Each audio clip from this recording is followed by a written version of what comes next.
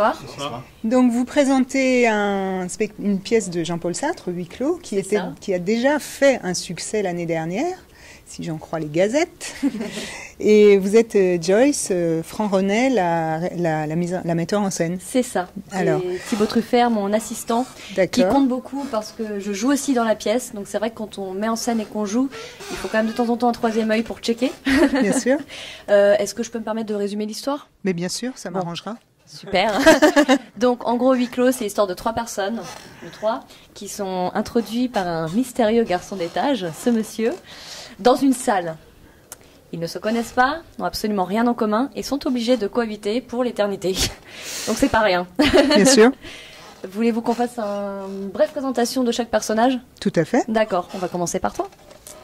Eh ben alors moi je suis Estelle Rigaud, jeune parisienne bourgeoise, mondaine, qui ne vit que par le regard des autres et notamment des hommes. Et je vais chercher à attirer le plus possible l'attention de garçons si présents. Et je ne vais pas beaucoup répondre aux flatteries de Inès, qui vont plutôt me gêner. Voilà, je vais vous laisser garçons se présenter. Merci Estelle. Joseph Garcin. Je suis un homme de lettres. J'aime beaucoup les femmes. Et en fait, le personnage sait pourquoi il est enfermé, mais tout au long de la pièce, il va se demander pourquoi.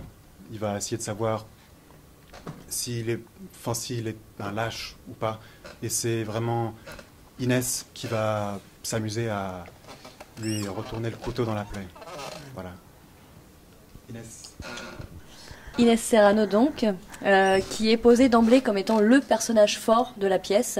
C'est la plus intelligente, c'est elle qui va tout de suite découvrir pourquoi on est là, qu'est-ce qu'ils attendent de nous. C'est une femme à femme.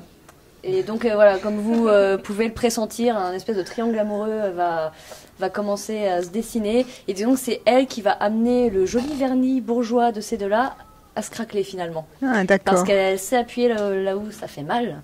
Mais tout de même, laissons la parole à notre garçon d'étage.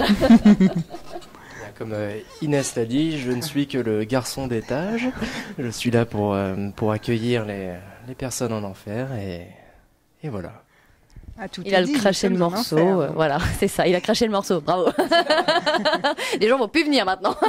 Non, voilà, donc on vous dit pas pourquoi ils sont là, parce que là, faut vraiment venir le découvrir. Bien sûr. On s'attend pas forcément à ces révélations, et évidemment, le fait qu'ils soient en enfer, c'est qu'ils l'ont mérité, donc la cohabitation va être assez forcée, parce que c'est quand même des grands malades tous les 3.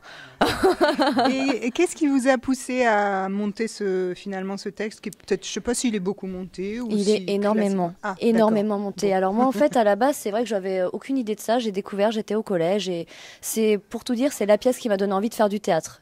Inès, c'est le personnage, je me suis dit ça, je veux jouer un jour. D'accord. Donc ça c'est un peu apposé à moi et puis finalement c'est vrai que je me suis rendu compte mais il y a beaucoup de mise en scène. Et ce qui aurait pu être un handicap au début, c'est-à-dire notre jeune âge finalement, parce que les personnages ont au moins 10 ans, voire 20 ans de plus que nous, s'est révélé être un atout qui a fait que la pièce a connu, pour l'instant, son succès, on peut plus ou moins dire, et puis j'espère que ça va continuer, mais parce que finalement, on a offert peut-être une vision un peu jeune, et surtout on a voulu plus actuel peut-être, on a voulu mettre l'humour noir sur le devant de la scène. C'est vrai que c'est souvent une pièce qui est montée comme étant très dramatique, très lourde, et nous c'est pas ce qu'on a voulu faire du tout en fait. Voilà, je vais te laisser la parole parce que t'as rien à dire. Bah si, tout le monde a à dire quelque chose. Pour tout dire, voilà, il jouait Garcin avant. Voilà. En alternance. Voilà. Bon, moi pour des raisons qui sont personnelles, je ne peux rester que jusqu'à mi-festival, donc j'ai laissé la part belle à Jean Daniel. Mais voilà, donc je jouais Garcin avant et j'ai eu beaucoup de plaisir à les co-mettre en scène tous les 3 parce qu'ils apportent vraiment leur vision de la pièce. Mais voilà, ça a été des comédiens très très rigoureux.